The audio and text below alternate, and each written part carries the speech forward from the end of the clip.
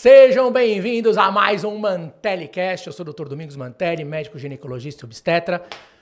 Junto com a doutora Érica Mantelli, à frente da Clínica Mantelli há mais de 10 anos, sede desta casa, o ManteliCast, a nossa casa, a casa de vocês, trazendo diariamente aqui, todas as quintas-feiras, na verdade, toda semana, um assunto novo para você relacionado à saúde, qualidade de vida, empreendedorismo. Falaremos de gestão. Cada convidado, um mais incrível que o outro. Então, se você ainda não segue a gente, por favor, inscreva-se nos nossos canais. Estamos no canal do YouTube, @ManteliCast. Também ManteliCast Cortes, onde a gente posta ali vários cortes sobre todos os nossos podcasts aqui. Ficam incríveis. E também estamos em todas as demais plataformas. Estamos no Amazon Music, estamos também no Spotify, estamos no Deezer, estamos em tudo quanto é canto. Você acha a gente em qualquer lugar, beleza? Então vai lá, comenta, deixa o seu like, começa a seguir. Se tiver alguma sugestão de convidado que você queira ver aqui com a gente, pode mandar lá. Quem sabe o seu convidado, aquela pessoa que você queira, não vai aqui participar junto com a gente, beleza? Sugestão de temas também são bem-vindos. Manda, o que vocês querem saber? O que vocês querem que a gente converse aqui para passar para vocês? Pode mandar que a gente vai analisar. Tá joia? Então, sejam muito bem-vindos. Hoje o assunto é super interessante. É um assunto que gera dúvidas, assim, infinitas em todas as mamães, principalmente aquelas de primeira viagem. E a gente tem aqui uma convidada super especial. Ela é pediatra, é neonatologista. O melhor dos títulos dela, na verdade, é que é neonatologista da equipe Mantelli. Mas ela é pediatra neonatologista, integrativa e humanizada, faz sala de parto. Ela é graduada pela Unifes, a Faculdade de Medicina de Teresópolis, residência médica no Hospital Central da Polícia Militar do Estado do Rio de Janeiro, pós-graduada em Nutrologia pela Abram e pós-graduada em Nutrição Materno-Infantil pela FAPES em São Paulo. Ou seja, a mulher é fera, é braba, tá aqui com a gente. Seja muito bem-vinda, doutora Cecília Tartari. Muito bom, uma salva de palmas. E como eu disse, médica da Clínica Mantelli, que esse é o principal dos títulos, né? Com certeza, é o principal. Tenho muito orgulho disso. Agora uma dúvida, como é que eu pronuncio o teu sobrenome? É Tartari ou Tartari? Tartari. Tartari, muito bom. Foi certinho. Bom, seja muito bem-vindo, então, um prazer ter você aqui, não só aqui na clínica, na nossa equipe, fazendo as nossas salas de parto, recebendo todos os nossos bebês geniais, atendendo pediatria geral aqui na clínica também, e também aqui agora, nesse ManteliCast aqui, pra gente bater um papo, e hoje o assunto vai ser brabo, hein? Vai ser fera. Vai ser fera. Vamos falar sobre sala de parto, os protocolos, todos aqueles testes, né? Que todo mundo tem bastante dúvidas.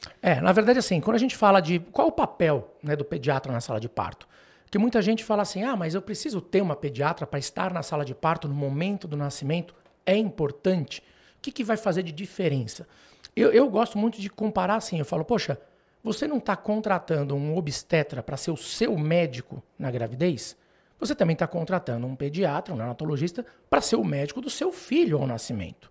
Porque, na verdade, não é somente a sala de parto, né? É todo um conjunto. Você tem as consultas durante o pré-natal, todas as orientações, e depois que nasce, todos aqueles testes que a gente vai comentar aqui, né? Tem teste do olhinho, teste do pezinho, teste da orelhinha, teste do cotovelo, tem teste de tudo quanto é coisa para fazer na criança, e ninguém sabe, mas precisa fazer, é o teste ampliado, é o teste Max Plus, Master Blaster que tem, eu faço só o simples, que é o que o plano me cobre, o que eu faço? Qual a importância disso? Então a gente vai navegar bastante sobre esses assuntos, falar dessa importância na sala de parto e também nesses primeiros cuidados, principalmente na primeira semana de vida, que acho que é onde surgem mais dúvidas dos pais, né? Isso. A importância do pediatra na sala de parto é uma coisa que eu sempre falo também nas consultas pré-natais, porque isso que você falou, né, Domingos? Os pais, as mães, elas sempre se preocupam bastante com o pré-natal, com as consultas, com os exames, com o ultrassom. E aí, na hora do nascimento, como eu sempre falo, assim, que já faz tempo que nós, pediatras, estamos inseridos na equipe, né, da sala de parto, como é importante essa integração. Por quê? Um pré-natal bem feito, com aquele parto, né, dos sonhos, humanizado, onde o bebê nasce, vai direto para o colo. Então, que o pediatra esteja também integrado nesse momento para que tudo corra da melhor maneira. E nessas consultas pré-natais, inclusive já teve podcast até falando, né, especificamente sobre a consulta pré-natal, é importante porque a gente fala também sobre esses testes, sobre esse momento, né, do parto em si, nosso papel do pediatra lá, e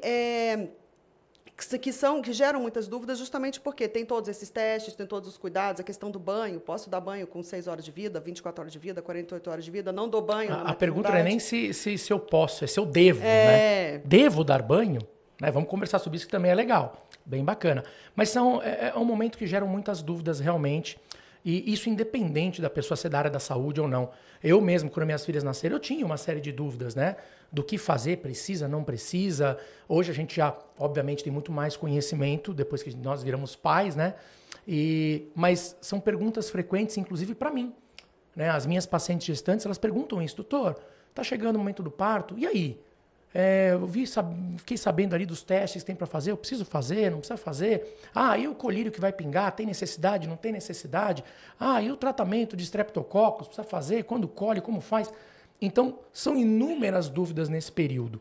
E eu costumo dizer assim, o pediatra na sala de parto, por que eu julgo super importante, principalmente quando ele é da equipe, né? Como é o teu caso, como é o caso da Sofia, como é o caso da Tati, que é da equipe. Porque vocês estão de acordo com os protocolos que nós adotamos de humanização. Muitas vezes o nascimento, se a equipe está lá toda coordenada, mas o pediatra que vai dar assistência ao nascimento é um pediatra que está lá no plantão, muitas vezes é um pediatra que não conhece a equipe, não sabe dos protocolos adotados. Muitas vezes vai seguir protocolos hospitalares, protocolos gerais para todo mundo. Muitas vezes aquela paciente, ela já fez no consultório, como é o caso aqui, um teste de gonococo que deu negativo. A gente pode declinar o uso, por exemplo, do nitrato de prata, do colírio. E lá, se ele vai seguir um protocolo do hospital, obrigatoriamente ele vai acabar fazendo. Muitas vezes vai fazer condutas que são protocolos hospitalares de aspiração, disso, daquilo, que a gente, pela humanização, não faz. A gente costuma dar o primeiro atendimento do bebê no colo da mãe, não separando o bebê da mãe em tempo nenhum. Muitas vezes, quando é o pediatra do hospital, ele vai esperar cortar o cordão umbilical para levar o bebê, né, lá para o bercinho, para poder examiná-lo lá. Então, acaba sendo um médico pediatra que está lá, que não é da equipe, que está em desacordo com algumas condutas, principalmente as pautadas na humanização no nascimento. Então, acho que o principal da gente ter um pediatra ali é justamente estar em consonância ali com a equipe. Né, sabe dos protocolos, cada um já tem a sua função. Então, o pediatra, o obstetra, o anestesista, a enfermeira obstetra, a doula, todos trabalham em harmonia, sempre focado nos benefícios, na excelência ali do atendimento, mas principalmente na humanização desse nascimento. O que você vê em relação ao que muda dessa assistência quando é uma assistência privada, quando você está lá integrando a equipe, ou quando é uma assistência simplesmente de um hospital, de um plantão que está lá quando um bebê está nascendo? Eu sempre digo que o médico, eu já fui médico plantonista e sou, inclusive, ainda faço plantão em UTI neonatal. Que, aliás, desculpa até te cortar, é super importante. Porque numa emergência não dá tempo, muitas vezes, do pediatra chegar, né? Tem que ter equipe do hospital. Sim, o plantonista, né, de UTI neonatal, que também são os médicos que estão lá de acordo lá com o alojamento conjunto, responsável por responder aqueles bebês que estão internados já com as mães, né, que já nasceram, também responsáveis pela sala de parto. Então, assim, a rotina de um plantão de neonatologia é fazer a sala de parto, atender o andar, né? E também a UTI neonatal. Então, imagina que tem uma equipe, normalmente, dependendo do contexto, né? Do grau do hospitalar, do número de leitos, mas tem o médico, eles se dividem. Então, o médico tem todas aquelas funções e vai fazer as salas de parto. Ao mesmo tempo que está tendo uma sala de um parto nosso, por exemplo, da nossa equipe, vamos supor que não tivesse pediatra, tem também outros partos acontecendo. Então, às vezes, ele não tem nem tempo para fazer todo esse cuidado. Então, é isso que você falou. Às vezes, não dá nem tempo de levar para o colo, aguardar aquele momento, depois examinar. Ele já pega, já examina, já leva para o berço e depois apresenta para a mãe. Então, a gente faz justamente o contrário. É que, basicamente, assim, o pediatra da equipe vai ficar lá praticamente 1h30, 2 horas pós-nascimento, cuidando desse recém-nascido e cuidando dele ali, estimulando a amamentação, colocando, vendo pega, examinando. Já o plantonista não tem esse time, não tem esse tempo hábil, porque ele está ali, fez a sala de parto, nasceu, ele tem que examinar, ver se está tudo bem, se a criança está bem, está respirando, não tem uma complicação, e já sair correndo, porque tem outra sala de parto acontecendo ao lado. Então é justamente a diferença na condução desse pós-parto. Isso. Né? É um médico exclusivo, né, da equipe mesmo, que fica de olho, primeiro desde o nascimento, respeitando todos esses protocolos humanizados que a gente faz, e também respeitando o tempo do neném, porque às vezes o bebê já começa a esboçar alguns movimentos de sucção com 10, 15 minutos, tem uns que só com 40, 50 minutos, e a gente está lá sempre observando, respeitando, junto com a doula ajuda, a enfermeira obstetra ajuda, então é toda uma equipe que fala a mesma língua, a gente já se comunica pelo olhar, né? Então, é muito mais fácil, fica muito mais tranquilo para a equipe inteira. E aí eu queria aproveitar, então, já começar a falar um pouquinho sobre o atendimento do pediatra. Bora lá, acho que é super importante. Eu sempre fui a favor, desde quando eu montei a Clínica Mantelli, de ter uma equipe completa que atue em conjunto.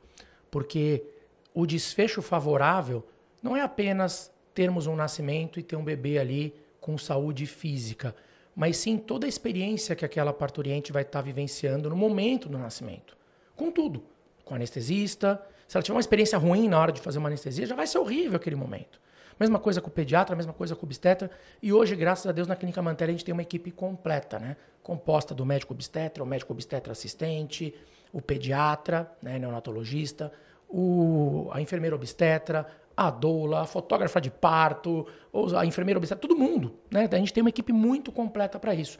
Isso faz total diferença. Eu vejo como a receptividade do paciente com a equipe é totalmente diferente. É muito diferente. E, inclusive, depois a gratidão que eles têm, né, daquele absurda. momento, é gostoso. É muito gostoso quando a gente... E o pediatra também, nós, né, além da gente fazer a sala de parto, a gente dá todas as orientações também de como que vai ser, como que são as primeiras horas, né, depois, porque às vezes o bebê fica super sonolento. Então, a gente orienta todas essas questões da amamentação.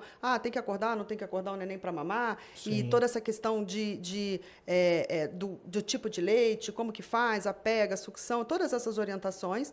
E depois a gente continua acompanhando até a alta. E aí depois, claro, que depois nas consultas subsequentes. Então conta como é que é a tua rotina. Vai ter um nascimento. Você chega lá no hospital, o que você faz? Como que funciona? Vai para o conforto médico, toma café, vai dormir um pouquinho, espera nascer. Depende, né? Se for uma cesárea, vambora que já vai nascer. Se for um parto normal, a gente chega, né? Nós somos... Fica fofocando com as enfermeiras. Avisados. Tô sabendo. A gente toma um cafezinho, come um quitute, dá uma relaxada. Não, mas vamos lá. A gente chega lá na maternidade, obviamente vai lá falar com a paciente, vai falar com ela, explicar algumas coisas, como que vai conduzir. Conta pra nós, vamos lá. Normalmente quando a gente faz a consulta pré-natal é até mais interessante, mais gostoso até, porque aí os pais já conhecem o pediatra já conhece os pais, já conhece os antecedentes, né, familiares, que também é super importante para a questão da saúde desse neném. E já tem uma interação, então já fica um pouco mais... Para a gente é um pouco mais confortável, mas também, às vezes, não consegue fazer, e aí lá a gente se apresenta, a gente fica junto, e sempre tá... como tem essa questão da anestesia, faz anestesia, aí tem a questão do trabalho de parto em si também, né? Porque se for um parto normal, a gente está ali o tempo todo. E eu gosto sempre de me colocar... Eu fico bem, assim, próximo, mas eu não me intrometo muito na questão do trabalho de parto em si, se for um parto normal. Só que eu acho interessante que, pela minha experiência, quando já está naquele finalmente, né, aquele período expulsivo, que a mãe já está cansada, exausta, aquela apreensão também, né, do nascimento, do momento do nascimento. E aí, quando eu começo a perceber que a mãe está começando a ficar um pouco desgastada, eu chego um pouco mais perto e falo assim, olha, agora é a minha vez de dar um incentivo. Vamos lá, porque estamos quase. Porque eu acredito que... E normalmente eu tenho esse feedback, né? Eu acredito que estão lá os médicos obstetras falando, vamos, está quase, vamos lá, está quase, olha o cabelinho, olha isso, olha aquilo. E, de repente, vem uma voz diferente, falando de uma maneira diferente, e aí é engraçado que elas dão aquela olhada para mim, e, de repente, elas fazem aquela força e, puf, nasce. Então, e aí realmente é uma coisa muito gostosa, e eu tenho esse feedback, nossa, doutora, depois que você falou, porque é realmente uma voz diferente, é aquele momento decisivo que fala, olha, agora vai, vamos, força toda que você tiver que vai nascer. E aí, é nesse momento que eu falo que começa a avaliação do pediatra. Antigamente, o pediatra ficava do lado do obstetra, com campo estéreo, e aí o obstetra tirava o neném de dentro da barriga, ou para o parto normal, ou pela cesárea, e colocava o neném no colo do pediatra. O pediatra pegava aquele neném, levava para o berço, colocava lá, secava, aspirava, né, botava lá a sondinha no nariz, a sondinha na boca, aspirava, fazia todo o exame físico e depois levava o neném para a mãe. A gente não faz dessa maneira, né? Um bebê nascendo bem, então, ele tendo, assim, na hora que ele nasce, a gente já começa a nossa avaliação nesse momento do nascimento. Então, a gente dá a primeira nota, né, que eu acho que muitas pessoas têm dúvidas também em relação a isso, a nota famosa, a nota de Apgar. E a gente avalia 5 itens, né, de vitalidade fetal. Então, na medida que o neném nasceu, a gente já está lá observando. E é muito observacional. A gente não precisa pegar o neném para fazer essa avaliação. E a gente dá essa primeira nota no primeiro minuto e depois no 5º minuto. Então, o primeiro minuto é muito importante nessa avaliação da vitalidade. Então, a gente avalia irritabilidade reflexa, né, que é quando o neném, logo que ele nasce, ele expele líquido, então ele tosse, ele espirra, ele faz algum movimento para expelir o excesso de líquido que fica nas vias aéreas, narizinho, boca.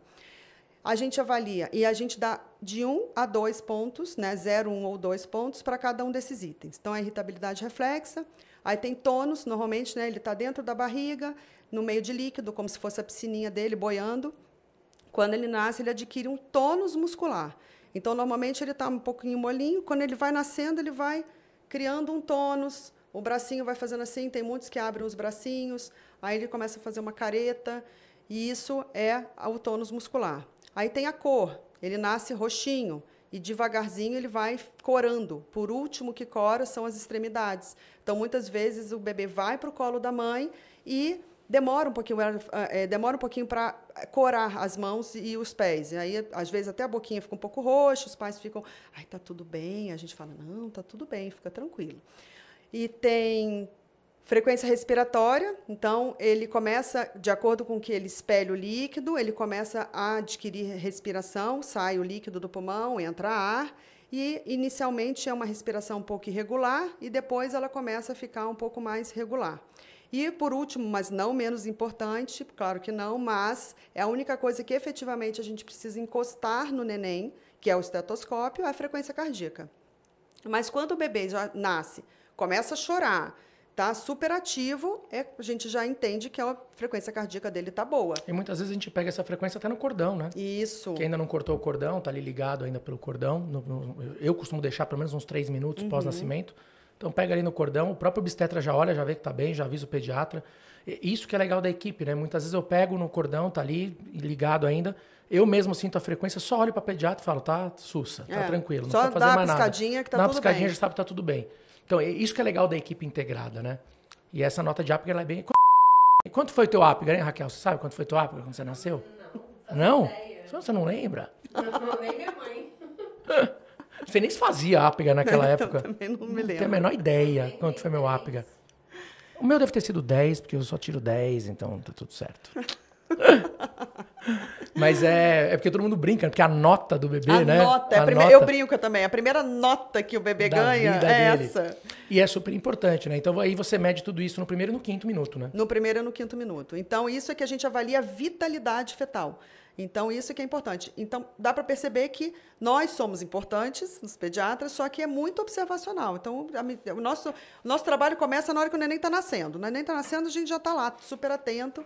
E aí, normalmente, o bebê vem para o colo e a gente continua nessa avaliação, seca. E, às vezes, mesmo o bebê ainda está com um tônus um pouco mole, né? E nesse primeiro minuto, ele vai adquirindo esse tônus. Então, isso é super importante, salvo naquelas condições em que, às vezes, durante o trabalho de parto, tem algum problema, o bebê tem uma frequência cardíaca que começa a diminuir um pouco, ou, às vezes, alguma intercorrência durante o trabalho de parto, ou, às vezes, o paciente já chega no hospital com algum probleminha, e aí o pediatra tem que ser um pouco mais atento.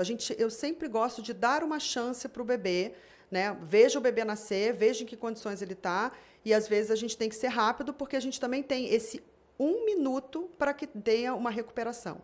Então, a gente tem protocolos, né, da Sociedade Brasileira de Pediatria, da Academia Americana de Pediatria, que a gente faz uma manobras de reanimação neonatal, que são rápidas, né, de ventilação, de massagem cardíaca, se necessário, para que esse bebê tenha também uma ressuscitação cardiopulmonar adequada, para que ele não tenha nenhum comprometimento neurológico. Então, isso também é importante. Sim.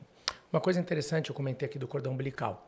Muita gente pergunta assim, mas nasceu, precisa cortar o cordão umbilical com renda? Porque antigamente fazia isso, né? Nascia, cortava o cordão, entrega para o pediatra levava para longe e vai saber o que tinha acontecido.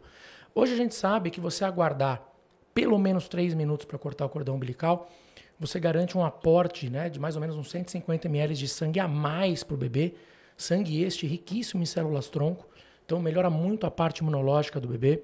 Sem contar que previne anemia até o 3º ano de vida, melhora toda a parte metabólica, previne acidose metabólica, previne distúrbios respiratórios, então só benefícios. Geralmente, quando é cesariana, eu deixo 3 minutos. Quando é parto normal, eu deixo até a placenta querer sair. Não tem tempo para isso. E aí é que é importante também o pediatra estar de acordo com a equipe, porque esse primeiro atendimento você vai ter que dar com o bebê ligado ali pelo cordão umbilical no peito da mãe ainda. Né? Então, e é uma coisa até meio lógica, porque você pensa assim, o bebê acabou de nascer, ele estava imerso ali, né, submerso numa bolsa cheia de água. Então ele não respirava, ele não usava o pulmão para respirar. Aí, de repente, ele nasce, ele vai aprender a respirar. Ele vai dar a primeira respirada da vida dele e dali para frente ele vai começar a se oxigenar pela respiração. Nada mais justo do que você deixar o cordão ligado, que é por onde ele está recebendo sangue oxigenado, que é por onde ele já vinha sendo oxigenado, pelo menos até ele se adaptar a respirar de forma espontânea. E não simplesmente você vai lá, a criança mal nasceu, mal deu a primeira respirada, você corta o cordão umbilical e fala, se vira, vai respirar por conta própria aí, né? Então, você deixar acaba ajudando muito nessa adaptação respiratória do bebê. É fisiológico, né? É fisiológico. É totalmente fisiológico.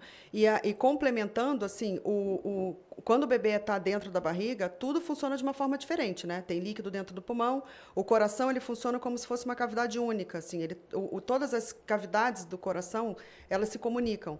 E em questão de segundos, essa adaptação logo do nascimento, que o bebê, né, nasce, lógico que existem durante o trabalho de parto, liberação de algumas interleucinas, de algumas citocinas que fazem com que esses mecanismos se deem de uma maneira mais rápida. E se a gente faz o clampeamento tardio, essa adaptação é importante até para que tenha essa adaptação do coração, da melhora da frequência cardíaca do bebê, porque o bebê também está nascendo e também está trabalhando. Mesmo se for uma cesárea, ele também está tendo um processo, né, de mudança. Então, é bom para estabilizar a frequência cardíaca, a pressão arterial, a parte respiratória, tanto dele como da mãe também. Sim. Outros benefícios, né? Porque enquanto o bebê está ligado pelo cordão, obviamente ele vai estar no peito da mãe. Esse contato pele a pele inicial, primeiro que você tem um imprint materno-fetal, né? Aquele primeiro contato mãe-filho que é super importante. Segundo, que o contato pele a pele, ele acabou de sair de dentro da barriga da mãe, a temperatura lá dentro estava 36, 37 graus. De repente ele vem para um ambiente externo, frio, geralmente aí 20 e poucos graus. Então o contato com o peito da mãe ajuda a manter a temperatura, ajuda a evitar a perda de calor ali do bebê. Outra coisa super importante, o contato com a pele da mãe já começa a colonizar o bebê com essas bactérias também da pele da mãe. Então, também mais uma importância. Geralmente, quando você põe o bebê no peito, ele vai ter contato ali com o mamilo da mãe. Por mais que ainda não esteja mamando, mas tem o contato íntimo com o mamilo da mãe.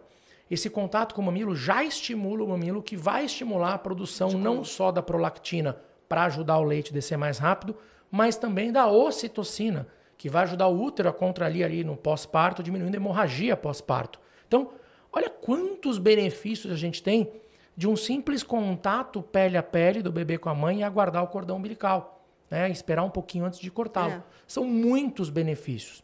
Mas, um pouquinho mais adiante, a gente vai cortar esse cordão. Ok. Dali para frente, como que passa a ser esse trabalho do pediatra ali, do bebê junto com a mãe? Depois que corta o cordão, a gente deixa ainda, né, no colo da mãe durante essa 1 hora, que é a golden hour.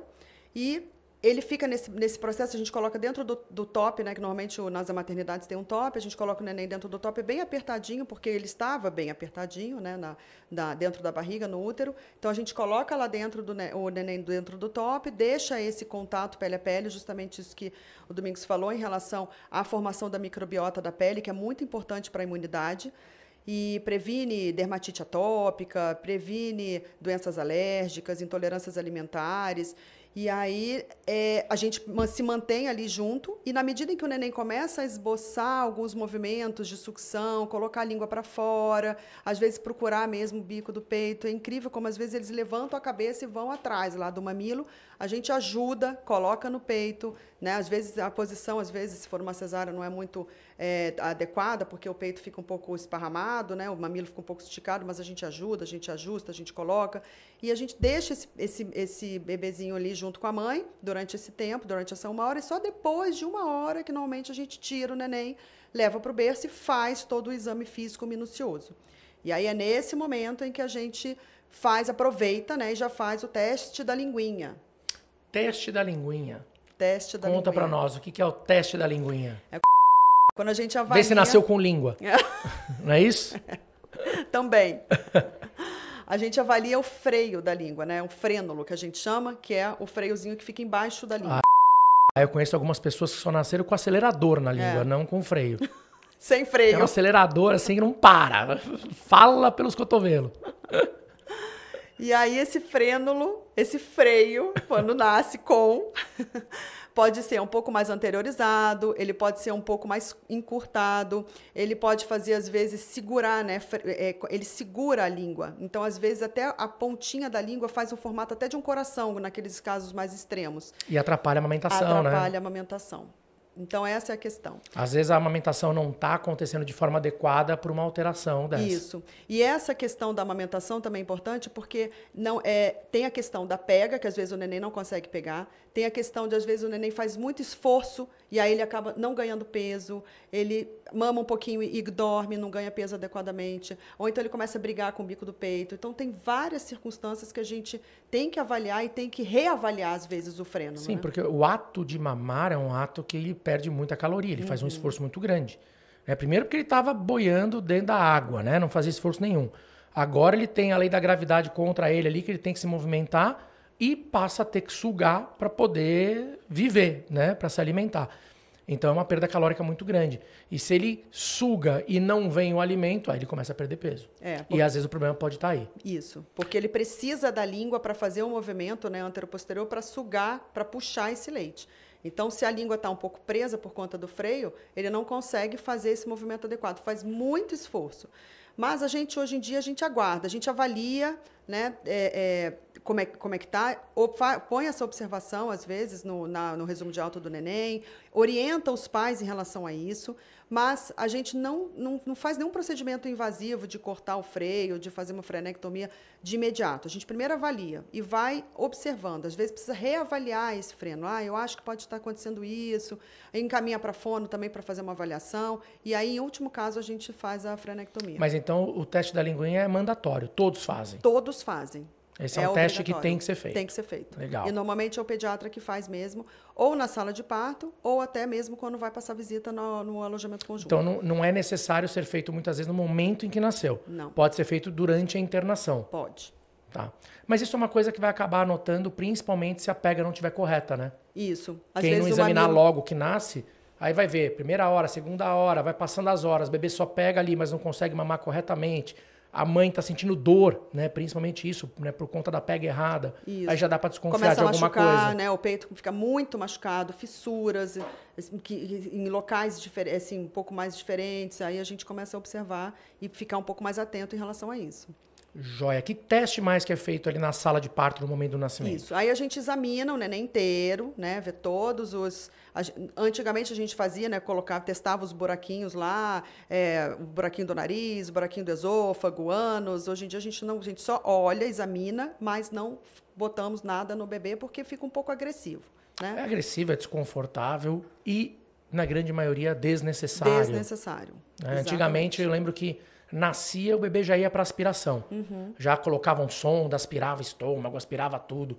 Hoje em dia você observa, se o bebê está estável, está bem, está respirando bem, não tem nenhuma alteração ali metabólica que você perceba de cara, não tem necessidade de fazer nada disso. Não. Você percebe até que em aspiração de mecônio, o mecônio é aquele cocô do neném que está dentro da barriga enquanto ele está lá sendo gerado. É quando o bebê faz o cocôzinho dentro da barriga. Né? Então, quando ele faz o cocô dentro da barriga, é um sinal, né, de um sofrimento fetal. Sim, é um sinal que pode ser um sofrimento fetal. E aí existe um risco, né, um risco de aspirar esse líquido meconial com cocô, né? E aí, antigamente a gente também aspirava todos. Até no líquido meconial, a gente também não está mais aspirando. A gente observa, vê como é que está o neném, se ele vai chorar. Se chorar, a gente não faz nada. A não ser que seja aquele mecônio bem espesso, importante. Aí a gente tem que aspirar, mas senão a gente também não aspira. O mecônio espesso é aquele que parece uma papa de ervilha, né? Isso. Aquele bem grosso. Que às vezes já até fica impregnado no neném, Sim. O cordão umbilical nasce bem verde. Aí e é feito uns testezinhos também de articulação ali na hora também, né? E aí, durante esse exame físico, a gente faz o teste do vamos ver se eu lembro. O teste de Ortolani? Isso! Tô bom, hein? Tô bom, hein? Bom. Parabéns. Um obstetra saber o nome dos testes pediátricos. Lógico que eu sei. Lógico que eu sei. Tá brincando? Você sabe por quê?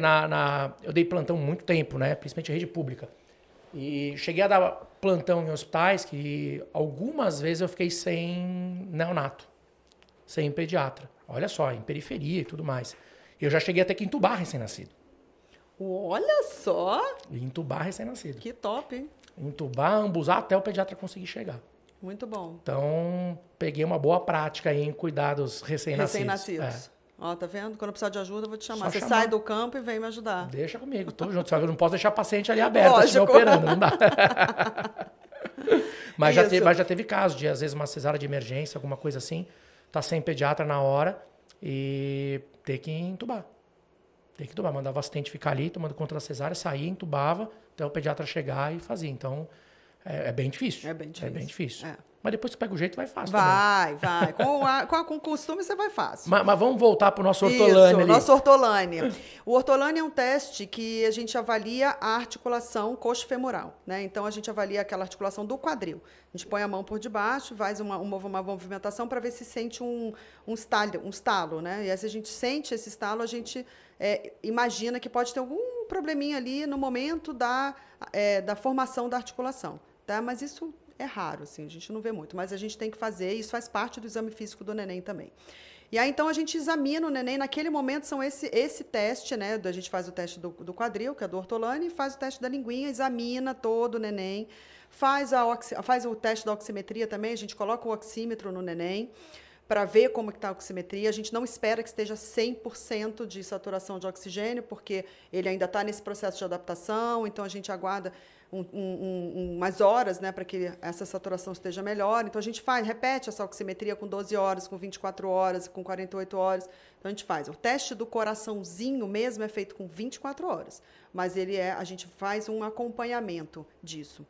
Então, lá ainda na sala de parto, a gente coloca o oxímetro, a gente vê a temperatura, né, porque ele ficou esse tempo com a mãe, e às vezes, nesse processo, pode perder um pouco de temperatura. A gente cuida para que isso não aconteça, porque a mãe, ela tem um corpo quente, e é isso que o Domingos falou, previne hipotermia, então o bebezinho fica quentinho, a gente coloca ali também um campo aquecido para ele não ter essa perda de calor. Mas a gente tem que avaliar a temperatura, a frequência cardíaca, a frequência respiratória.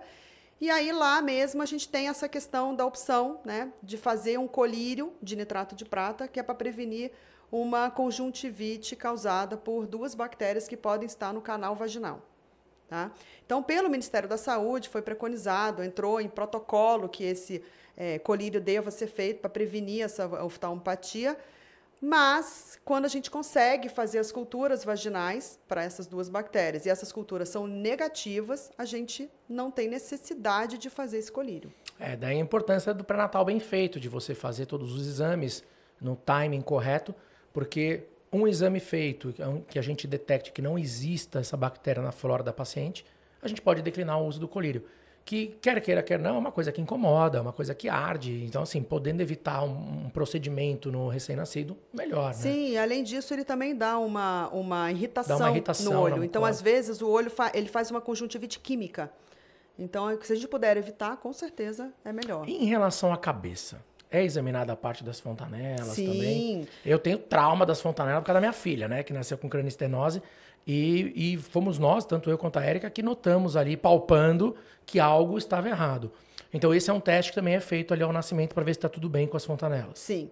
Para quem não sabe, as fontanelas são as moleiras, né? Aqueles triangulinhos que tem ali na cabeça do bebê. Isso, porque o crânio do bebê, a gente tem umas que a gente chama de calotas, né? Então, a gente tem lá uns ossinhos que são separados. Então, no bebê, como a cabeça do bebê vai crescendo, né? Da criança vai crescendo, a gente precisa que tenha um espaço ali. E essas são as fontanelas que a gente chama, então são essas moleirinhas. E a gente tem uma parte em Depois, cima. na edição, a gente vai colocar aqui na tela a foto para o pessoal ver como é que é, o que é a fontanela. Isso, ótimo. E aí, a gente tem essa fontanela que tem uma na frente, bem em cima, e tem a outra também atrás. E é importante que tenha esse espaço, né? Essa moleirinha é importante. E ela pulsa às vezes também. Então, às vezes, fala assim, ai, meu Deus, está pulsando a moleirinha do bebê. Ela pulsa também. Ela pulsa, se ela está muito deprimida, pode ser desidratação. Desidratação, não está mamando direito. Exato. Então, sim, faz parte. A gente vai... O exame físico inicial, o primeiro exame físico do neném, a gente vai avaliando cabeça, a gente vai descendo, né? Vai avaliar a cabeça, ver a orelha, né? Para ver se a formação da orelha está adequada, se tem o conduto auditivo. Às vezes tem uns apêndicezinhos, umas coisinhas na orelhinha do neném que pode estar relacionado com algumas malformações renais. Então, isso já chama atenção, tipo, tem que fazer um ultrassom de rim para ver se está tudo bem. Então, aí depois a gente vai, desce, vê a língua, né, vê os olhos, porque a gente tem que avaliar também globo ocular, reflexo de Moore, reflexos, né, Moore, apreensão. Então, o bebê, quando você põe a mão, né, na palma da mão, ele fecha a mão, você faz na planta do pé, ele faz assim com os dedinhos. Então, isso tudo são reflexos primitivos que são importantíssimos, mas é exame neurológico mesmo. E aí vamos avaliando, avalia clavículas, né, para ver, às vezes no parto normal pode ter um incidente de acontecer uma fratura de clavícula na hora de tirar o neném, os ossinhos são mais maleáveis, né, e aí também se tiver uma fratura a gente também não faz nada, só observa e vai descendo, né, eu falo, a gente vai descendo, vê mamilo, porque os bebês nascem com mamilinho, abdômen, vê o cordão umbilical, se tem duas artérias, uma veia. Falando em mamilo, fala pro pessoal, o famoso que o pessoal fala do leite das bruxas, né? Porque tem alguns recém-nascidos que nascem com secreção pelo mamilo, parecendo que está saindo leite pelo mamilo, né? Por que isso acontece? É por próprio estímulo hormonal da mãe mesmo. Pelos os hormônios da mãe que passaram pro bebê. E é normal, não tem problema nenhum. Não tem problema. E regride sozinho. Vezes, e não pode estimular, né? Não pode estimular. E às vezes, às vezes a glândula está grande mesmo, né? Às vezes a glândula fica visivelmente grande. E aí não pode apertar de jeito nenhum, porque aquilo ali pode dar algum processo infeccioso, pode dar um processo inflamatório, então não pode mexer de jeito nenhum, mas pode acontecer. Do mesmo jeito, aproveitando o gancho, na questão da passagem hormonal, é que às vezes sai um pouco de secreção vaginal na mulher, na menina também. Tá. Então, às vezes sai uma secreçãozinha assim, esbranquiçadinha, e aí os pais já ficam preocupados, mas isso também é de estímulo hormonal proveniente da mãe. Bacana. E logo na sequência, né? Fizemos ali os testes iniciais, super necessários. Aí vem aqueles testes posteriores, né? Vai vir o teste do pezinho, que geralmente é feito ali... Ainda na sala de parto, a gente tem uma injeçãozinha que a gente faz, que é a vitamina K. A vitamina K. A vitamina K, é importante. Que também é obrigatória. É obrigatória porque nos bebês, a vitamina K ela faz parte do processo de coagulação do sangue. E nos bebês, ela tem uma demora na liberação. Então, a gente faz a vitamina K para prevenir doença hemorrágica do recém-nascido. Legal. Tá? Então, o que é essa doença hemorrágica? Por uma alteração no processo de coagulação, pode ter algumas alterações de sangramento, né? Principalmente gástricos. Então, o bebê acaba vomitando com sangue, faz cocô com sangue, aí tem que ir para UTI, ficar em jejum, observação. Então, é bem desagradável. Uma coisa que eu já vi muito acontecer, que as mães ficam desesperadas, que o bebê vomita sangue, mas na verdade é sangue do mamilo. Do mamilo. O mamilo tá machucado, a criança tá sugando, tá mamando, tá engolindo sangue. E aí a gente se confunde, né? Com a doença hemorrágica. Muitas vezes, a gente se confunde. Então, a vitamina K feita para isso. Dentro da sala de parto, tem mais algum outro procedimento feito? Tem a vacina da hepatite B, que também é feita. Também na sala de parto, ali na hora do nascimento. Ali na hora. A gente fala que é uma injeção em cada coxinha. Tá. E muitas vezes a gente coloca o neném no peito e faz a injeção com o neném no peito. Porque aí a gente tem a mama analgesia, né? Que é o bebê tá sugando e aí ele tá lá tranquilo. Mal sente a picadinha ali. Mal sente a picadinha. Fica mais humanizado também, né? Com certeza. E deixar esse bebê aí estimulando a primeira hora de vida inteira, né? Na Golden Hour, mamando. Com certeza. Né? Porque o pessoal fica naquela fissura de, nasceu, quanto pesou, precisa pesar, precisa... Gente, a criança não vai mudar de peso em 1 hora, 1h30, 2. Deixa para pesar depois. O mais importante nessa hora é deixar o bebê com a mãe, deixar no peito da mãe. Deixa curtir o momento, estimular a amamentação na primeira hora de vida. Melhor o peso mede depois, não precisa ficar nesse desespero, não. Eu brinco que eu não tive isso, né? Eu falo assim, eu queria ter filho hoje em dia. Com os médicos da Clínica Mantelli. Tá vendo? Tá vendo?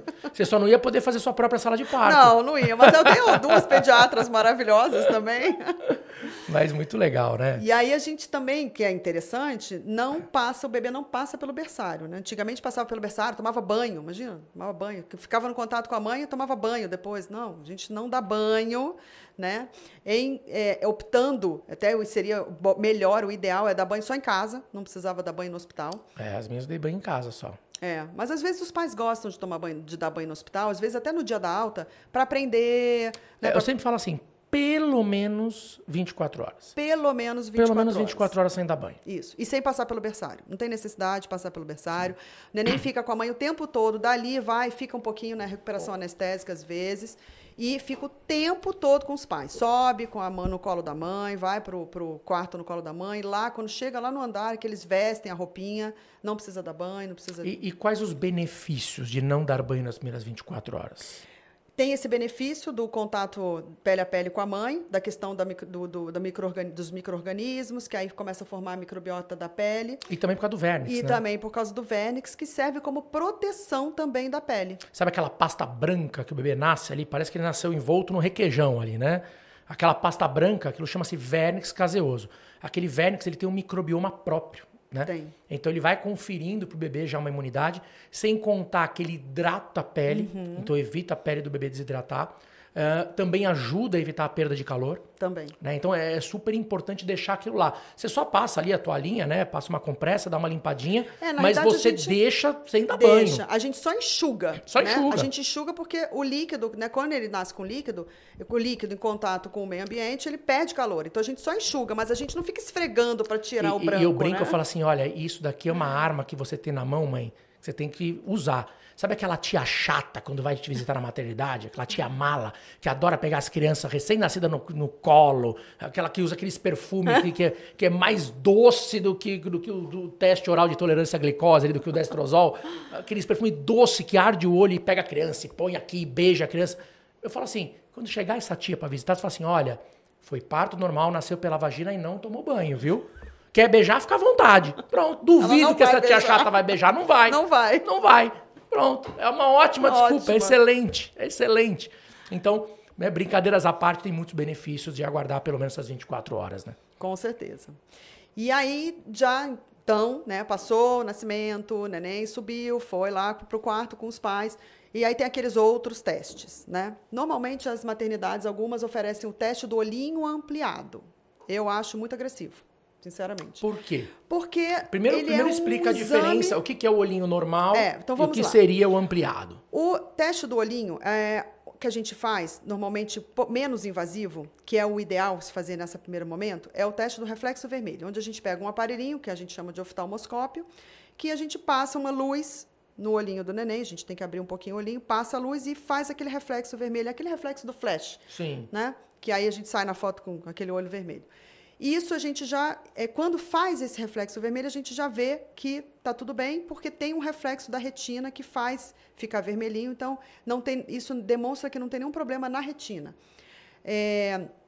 Quando tem alguma alteração, ou, por exemplo, fica esbranquiçado, ou não faz o reflexo, ou o reflexo não faz uma bolinha, fica só meia bolinha, né? Tipo meia luazinha do reflexo, aí é um indicativo de que pode ter algum problema. Aí sim a gente pode indicar fazer o teste do olhinho ampliado, que é um exame de fundo de olho, Quer jogar um holofote na cara da criança. Fora, antes do holofote tem os colírios para dilatar a pupila. Então, quer dizer... É muito agressivo. É um pouco agressivo. Então fazer de rotina não tem necessidade. Pode manter o do olhinho normal. Isso. Se vier normal, ok.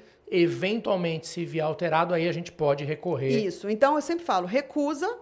E aí, se necessário, nós, pediatras, quando a gente vai fazer o teste do reflexo vermelho, se tiver alguma alteração, nós mesmos podemos solicitar. Você vê como é importante a informação. Porque o simples fato do nome ser teste do olhinho ampliado, os pais já pensam, nossa, vai rastrear mais problemas, mais doenças, é importante fazer, vou fazer. E não é. E não é. E não é. E de qualquer forma, mesmo fazendo, não descarta um novo exame após os 6 meses. Então, quer dizer, a gente pode não fazer, né, se não tiver necessidade, se o reflexo vermelho estiver positivo, tudo direitinho. E por quê? Porque depois, com 6 meses, a gente tem que fazer uma avaliação. A partir dos 6 meses, né, normalmente, não é com 6 meses. 6, 7, 8, mas a partir dos 6 meses, fazer uma avaliação com o oftalmologista, sim, né, pingar o colírio, dilatar a pupila, fazer o mapeamento de retina é importante depois dos 6 meses. Joia. Então, tá aí, esse é um mito esclarecido, muito bom. Vamos para os demais testes. Isso. Aí tem o teste da orelhinha, que é para ver se tem o movimento, né, ciliar lá do ouvido, para a gente perceber se o bebê ouve ou não ouve. Mas isso é feito pela fonoaudióloga. ela passa em todos os quartos, em todos os hospitais, mesmo os públicos, os particulares. Então, a fonoaudióloga passa em todos os quartos, faz o teste com o aparelhinho próprio delas, e aí entrega normalmente o laudo para os pais.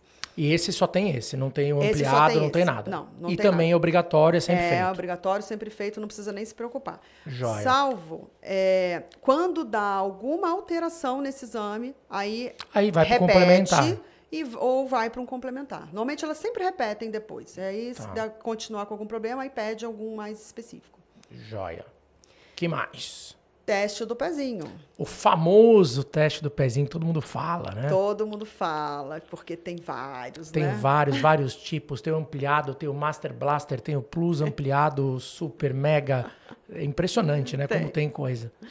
Então, o que é necessário? Vamos lá. Então, assim, lá. o que é obrigatório? A gente tem o básico, né? Que pega 6 doenças, que esse é o que era antigamente o mais básico, que era o que o SUS fazia. Né, que era pago pelos convênios, e o SUS também pagava e tudo. Só que aí, depois desse, passou para um que chama ampliado. Eles variam um pouco a questão dos nomes, mas é a questão de era um bem básico, um intermediário e um super. Esse intermediário, que a gente chama de ampliado, ele pega 12 tipos de doença. Hoje em dia, até o SUS já está fazendo esse. Legal. Tá? Então, a gente já teve uma melhora aí nesse sentido.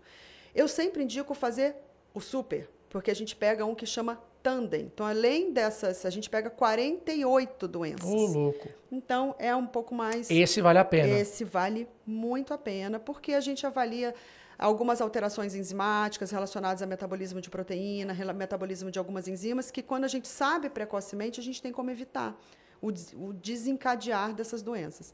Então, é super importante. Além dessas doenças congênitas, tipo hipotiroidismo, fenilcetonúria, fibrose cística, mas esses são esses mais básicos. E aí, esse outro pega doenças um pouco mais, um pouco mais ampliado, né? Então, eu indico sempre fazer o super. Tá, esse então ele é necessário. Ele é necessário. E as doenças que ele rastreia são importantes. São importantes. E aí, além desses, a gente ainda tem um plus. Haja teste, hein? Haja teste. A criança já nasce fazendo teste até parecendo assim, prova de concurso público. Não, mas sabe o que é importante? É que assim, independente, esse, por exemplo, que é o plus, né? Que vamos lá, é mais uma coisinha, que são 2 exames, que chama CID-A-gama. O CID-A-gama, ele avalia doenças relacionadas a alterações de linfócitos B e T, que são células de defesa relacionadas ao sistema imune. E aí, quando tem alguma alteração, né, nesses linfócitos, tem alterações a criança fica mais suscetível a pegar doenças, a ficar grávida, as doenças. Mas é muito raro ter algum tipo de alteração nesse sentido. Então, esse é o que tem no super. Esse é o que tem no CID-A-gama, não no super. Então, é o super, aí você tem o super mais o CID-A-gama. Mais o CID-A-gama. O CID-A-gama você pode escolher independente de qualquer um que você escolher. Você pode escolher o CID-A-gama. E é o mesmo papel filtro, né, que a gente chama. Então, não é que vai fazer um furo a mais no neném. E é necessário? Sinceramente, por exemplo, de cada 100 que fazem, quantos dão positivos? Cada 1.000, cada 2.000, cada 10.000? Assim, a cada 10.000 crianças pode que vai ter um CID-A-gama alterado. Tá. Então, eu não acho que é extremamente necessário, não. Tá? E tem um porém, né? Quando a gente decide por coletar o CID-A-gama, a gente deixa a vacina da BCG para fazer depois que vier o resultado. Por quê? Como a vacina da BCG, ela pode alterar o resultado e também, se a criança tem algum tipo de doença, eu estou querendo testar algum tipo de doença, eu também não posso dar uma vacina que pode desencadear a doença, né? Então, a gente deixa a BCG para fazer depois. Quando os pais optam por, não quero fazer o CID-A-gama, aí tem como fazer a BCG ainda no hospital. Isso. E o teste do pezinho, 48 horas pós-nascimento. Isso, antes da alta. E ele demora uns 15 dias mais ou menos para ficar pronto. O resultado normalmente chega pelo correio, mas também dá para ter o acesso pela internet. E a BCG é feita geralmente pós o teste do pezinho. Pós o teste do pezinho. É a última coisa que é feita antes do bebê. Não, pode fazer antes também. Pode fazer antes. Pode fazer antes. A não ser que seja feito o CID-A-gama, que é feito depois de 15 dias. Aí já não é feito no hospital, é feito depois.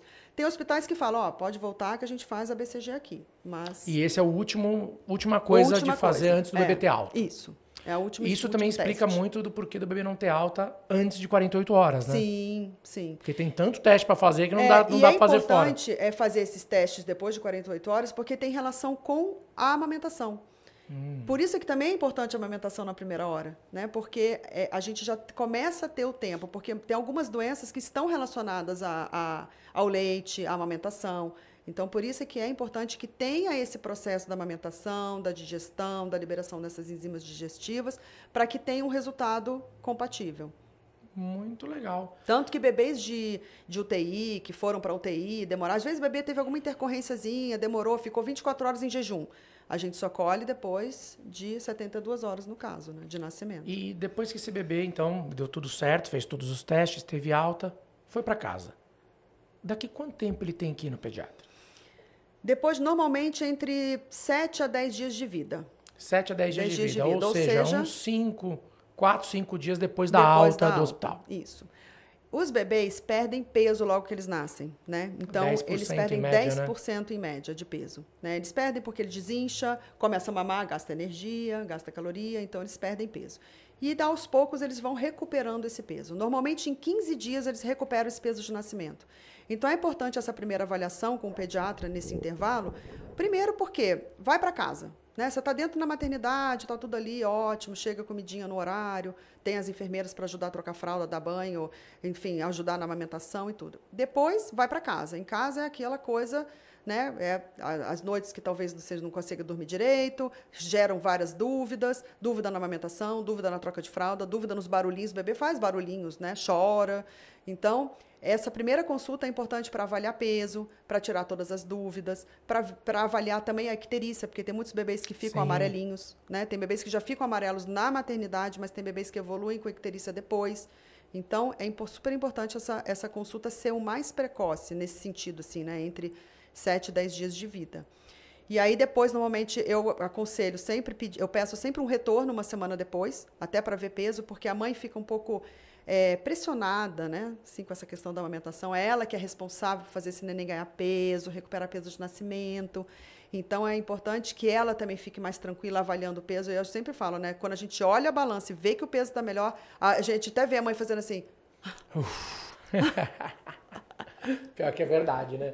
É uma coisa que a mãe fica doida, né? Doida, pra saber. a gente fica louca mesmo. Fica louca. Olha, e elas ficam muito felizes com essa questão, assim, de quando vê que o peso... Nossa, ganhou peso. Ai, tipo, meu leite tá funcionando, né? né? Funcionando, eu estou dando conta. E aí, então, retorno, né? E depois as consultas ficam sendo mensais, uma vez por mês, no primeiro ano de vida. Muito bom. Olha, bate-papo legal esse, hein? Que bom, né? Assunto muito legal, muito interessante. Eu tenho certeza que a grande maioria, se não todos os pais, têm essas dúvidas. Eu sei porque eles me perguntam, né, na minha consulta obstétrica sobre os testes, o que fazer, o que não fazer. E acho que ficou muito bem esclarecido. Acho que a galera vai gostar bastante. Vai ser muito bom. Parabéns, muito bom. Mas agora chegou a hora da gente brincar um pouquinho aqui. Ai, meu Deus! Vamos usar a caixinha aqui da Mantelli. Cadê a Raquel? Vamos chamar a Raquel aqui para me entregar. Olha só, né? Eu pedi para fazer uma caixinha e a pessoa me fez um prédio. Olha isso. Era uma caixinha, Raquel. O tamanho da caixinha pequenininha, olha o tamanho do negócio. Jesus. Ficou um cubo. Não, um cubo dá para morar aqui dentro.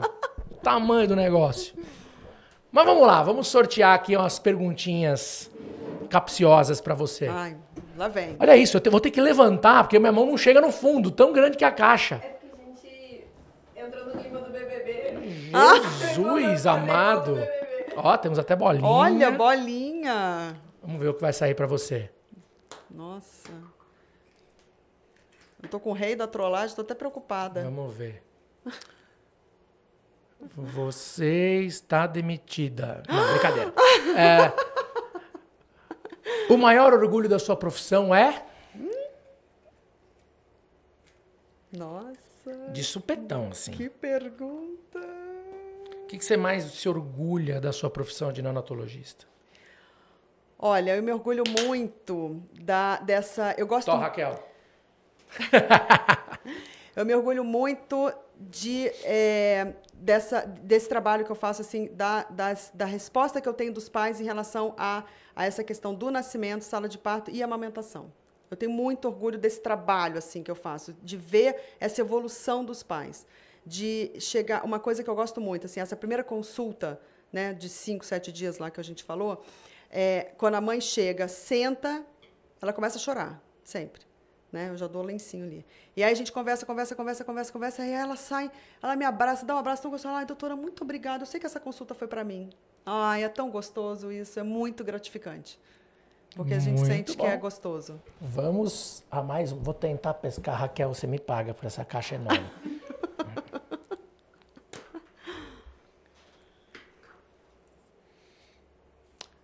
Gato ou cachorro? O que você Cachorro. prefere? Cachorro de supetão, assim, de É, bate cachorro, pronto. cachorro. Eu também. São poucos que falaram gato aqui, né? Teve alguém que falou? A doutora Tatiana. A Tati. Acho A que a Tati é a Tati. rainha dos gatos. Ela tem. Eu Vamos não outra. tenho, não tenho cachorro. Gostaria de ter, mas não moro em apartamento, não dá. Praia ou neve? Praia. Carioca, Domingos. Eu acho que só eu falei neve aqui até hoje. O único. O Tonton também, né?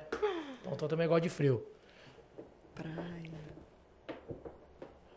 Ó, eu vou entregar, ó, o saco tá rasgado aqui dentro. Ó. As bolinhas estão tudo vazando aqui, ó.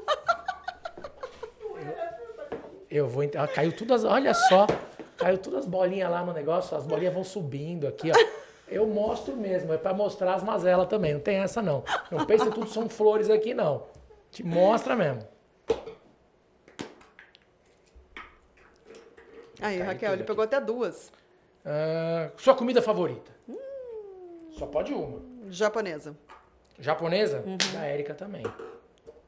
A minha... Bom, você assistiu meu podcast, deve saber. Mas a minha é uma das mais raras que tem. Vongole. Vongo, ele é gostoso. Mas japonesa eu prefiro. Um sonho que você ainda não realizou.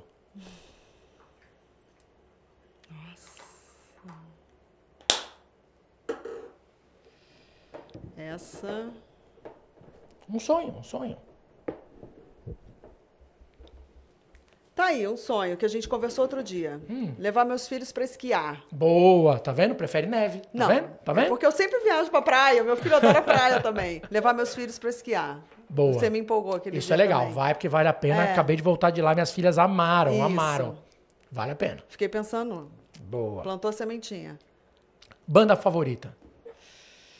Coldplay. Coldplay. Ah, tá puxa saco só porque foi o show Não, agora. Vai. não, nem fui, nem consegui ir no show, olha. Então não é favorita. É, então. Mas Mas é Coldplay mesmo? Coldplay, Sempre foi? Sempre foi. Que legal. Eu vou ter que levantar porque a Raquel me deu a caixa com o fundo rasgado, as bolas, perdeu tudo aqui.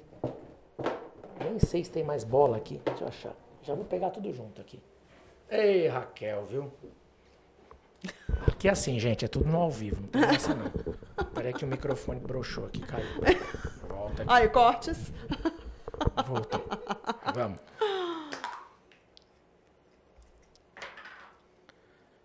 Filme favorito? Olha, a doutora Tatiana estava bem no seu lugar, hein? Ela fez essa pergunta para mim Fez? também. Fez. E aí, vai ter que responder igual, senão vai Então, eu achar que você tá respondi- mentindo. Não, eu respondi Avatar, porque eu estou nesse período, assim, das transições e tudo, e aí eu tinha visto o primeiro Avatar com meu filho, que ele não tinha visto daquele de anos atrás, e viu o novo.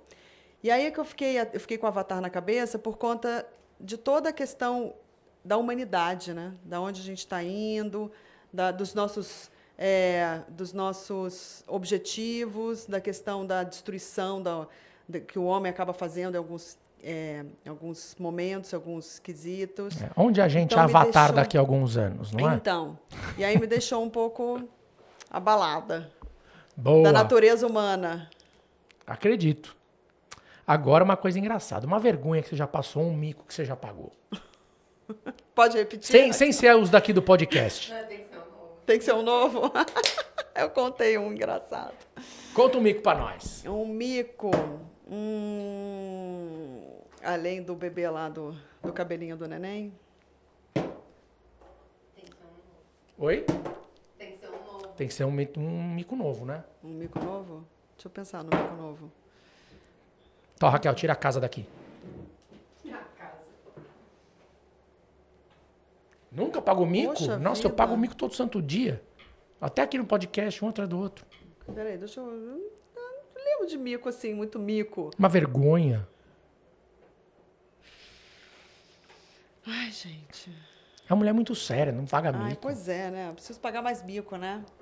Qual que você contou no outro podcast com a Tati? Não, eu contei que eu tava no... Não, porque tinha relação até com o podcast, né? Que eu tava numa... Eu era interna. E aí eu fui passar... Tava rodando na pediatria, eu fui passar visita num neném que era muito cabelo. Aí eu perguntei pra ela, falei assim, você tinha muita azia? Porque dizem que quando o bebê tem muito cabelo, que a mãe tem muita azia, né? Coitada da mãe do Bob Marley, né? Então... Ela tá ferrada. Não, e aí eu me Vai lembro morrer que de gastrite, de úlcera perfurada. O staff virou pra mim e falou assim, o quê? Aí eu, ai meu Deus, eu fiz essa pergunta, eu não acredito.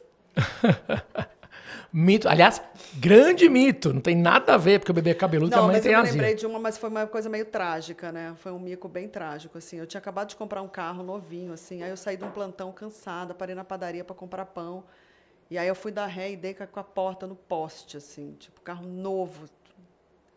Nossa, aí foi um mico trágico, e aí depois todo mundo ficou olhando para mim, minha amiga... Isso não é mico trágico, é um prejuízo trágico. Um mico trágico, aí depois eu não sabia se eu ria, se eu chorava, e aí foi um mico trágico. Muito bom. Cecília, queria que você olhasse ali para os nossos espectadores, deixasse seu recado final, deixar suas redes sociais, para o pessoal te acompanhar. Bom, como recado final, eu sou uma pessoa muito feliz e grata pela medicina, pela pediatria, pela neonatologia. Eu sou realmente muito feliz com o que eu faço com muito amor, com muito carinho. Sou muito feliz e muito grata por estar na Clínica Mantelli. Eu sempre falo que há 3 anos e pouco atrás eu tive a grande oportunidade de vir para cá, que foi quando eu tive uma mudança muito grande na minha vida em 2017, foi quando eu comecei a mudar a minha área de atuação, fiz a pós-graduação de nutrição materna e infantil, foi onde eu conheci os pediatras funcionais, integrativos, então foi quando eu percebi que a medicina ia muito mais além daquela medicina tradicional que a gente fazia, que eu fazia antigamente, e lá a minha vida mudou assim, muito, e aí então eu comecei com essa busca por com essa pediatria um pouco mais humanizada, um pouco mais funcional, visando maior saúde, né, das nossas crianças. E aí, aqui na clínica, eu achei a minha tribo. Eu achei minha tribo, né, porque aqui a gente fala a mesma língua, em todos os sentidos, né, o sentido do pré-natal. Então, antigamente, eu me preocupava com o pré-natal. Hoje em dia, aqui, eu já não me preocupo mais com o pré-natal. Então, quando eu pego a paciente, eu já sei que essa paciente está sendo bem acompanhada, está sendo bem suplementada. Eu sei que tem um neném genial, um bebê genial sendo gerado. E aí, todo esse trabalho que a gente faz de parto, de humanização do trabalho de parto, da questão da golden hour, da questão do acompanhamento depois. Então, assim, eu sou muito feliz. Eu estou num momento assim que eu falo que eu cheguei assim no meu estágio assim de felicidade extrema na minha profissão, porque eu faço o que eu gosto, no lugar que eu gosto, com pessoas que eu gosto, que falam a mesma língua que eu. Então, eu estou muito feliz. O meu Instagram é doutora.ceciliatartari, podem seguir nas redes sociais. E qualquer coisa que vocês precisarem, mandem as suas mensagens, sugestões também, né? São bem-vindas. Sim, sempre. E vou até contar uma curiosidade, né? Quando a Cecília veio trabalhar aqui com a gente, na verdade, quando ela veio para a gente conhecê-la, né? Veio para a gente entrevistar, conhecer, a gente estava começando a montar a equipe de pediatria, e aí ela chegou, estava na sala de espera, né? Ali, a gente não se conhecia ainda direito. Na verdade, a gente não se conhecia, né? Não se conhecia. Ela veio para bater um papo com a gente, veio por indicação. E aí, do nada, uma paciente minha entrou em trabalho de parto. Ah, isso foi inesquecível. Assim, de supetão. E a gente teve um parto normal aqui na clínica. E aí, aquela correria lascada, me chamaram na sala e chama um obstetra. E aí tava a enfermeira obstetra, chamamos a Sam, ela veio a enfermeira obstetra, veio a doula, a Cacau tava aí, juntou todo mundo. E aí, não tinha equipe de pediatria ainda. Chama a Cecília, que tá lá esperando para fazer entrevista, manda ela vir aqui dar assistência pro recém-nascido. Aí ela veio correr, foi lá e deu assistência, pegou o bebê e fez isso, falou assim, ó, pronto. A entrevista foi na prática, a prova prática. Já passou, já vai trabalhar com a gente, não tem essa. Mas foi inusitado, né? Foi incrível isso, foi incrível. Nunca me esqueço disso, assim. Eu tava sentadinha lá na sala de parto, aí eu vi a paciente, daquele jeito, né? E saindo, aí você saindo atrás. Daqui a pouco você volta, larga a sua pasta ali na recepção, põe aqui nessa sala aqui. Aí não, foi uma paciente que ela rompeu o bolso aqui na clínica enquanto estava fazendo o exame. E aí ela falou, tô começando a ter dor. Aí levaram ela para minha sala, eu fui examinar, já estava com 5 centímetros. E aí eu falei, vamos pro hospital. Eu desci junto com ela, pedi o carro, ia no carro junto com ela para maternidade. Na hora que chegamos na porta aqui da clínica, ela assim, doutor, tô sentindo um negócio no meio da minha perna. Eu falei, volta, entra. Entramos, levei pra sala, pusemos na maca, fui tocar, já tava em dilatação total nascendo. Foi aquela corrida. Foi a única vez que teve um parto aqui na clínica. Foi pra batizar mesmo a clínica. Batizar e foi a muito clínica legal. E a sua chegada. E a minha chegada, E a olha, sua chegada. Que importante. Chegou de uma forma triunfante já, né? Foi muito legal. Vamos, parabéns. Ó, muito legal, um prazer ter você aqui, integrando a nossa equipe já todo esse tempo. Só recebo elogios. Ai, que bom. É sempre uma honra. E está convidada para mais podcasts. Vamos abordar mais assuntos aqui. Tem muita coisa para falar de pediatria e de neonatologia. Então, vamos marcar mais aí. Raquel, já pode trazer mais temas aí para a gente poder agendar. Tá bom? Pessoal, uma salva de palmas. Doutora Cecília Tartari aqui com a gente. Um prazer, um beijo grande. Muito gostoso, um bate-papo que valeu muito a pena. Eu tenho certeza que vocês gostaram muito. Se vocês acompanharam até o final, aí uma série de informações assim valiosíssimas, principalmente para quem está sendo mãe de primeira viagem. Então, deixando aqui para vocês agora os recadinhos finais. Inscrevam-se no nosso canal. Se você não está inscrito, vai lá, se inscreve no nosso canal do YouTube, @Mantelicast. Tem também o Mantelicast Cortes. Estamos também no Spotify, estamos no Amazon Music, no Deezer. Onde mais, Raquel? Em todas as plataformas. Raquel não sabe, tá vendo? Não sabe. Estamos em todas as plataformas. Então, inscreva-se, deixa lá o seu comentário, ativa o sininho, dá o seu like, ajuda a gente aí para que esse podcast chegue aí a muitas e muitas pessoas. E até o nosso próximo episódio, se Deus quiser. Um beijo grande. Valeu! Valeu!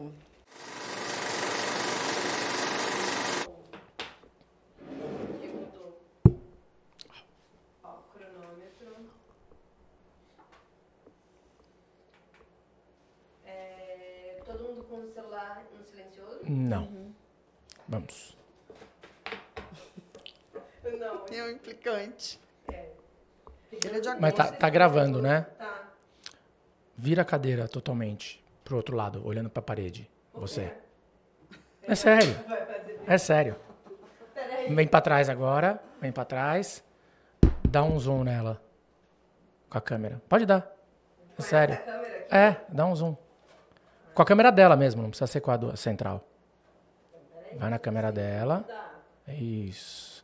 Vira um pouquinho pra tua esquerda, Cecília. Aí. Olha só o fone dela como está.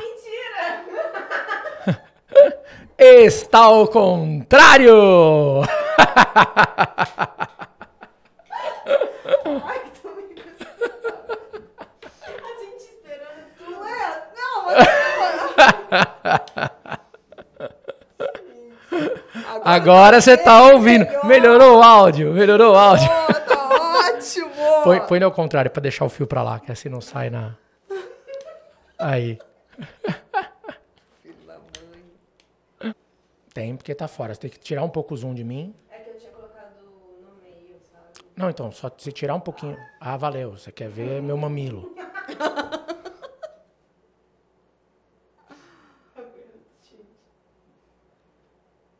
Peraí, que eu tô até tremendo.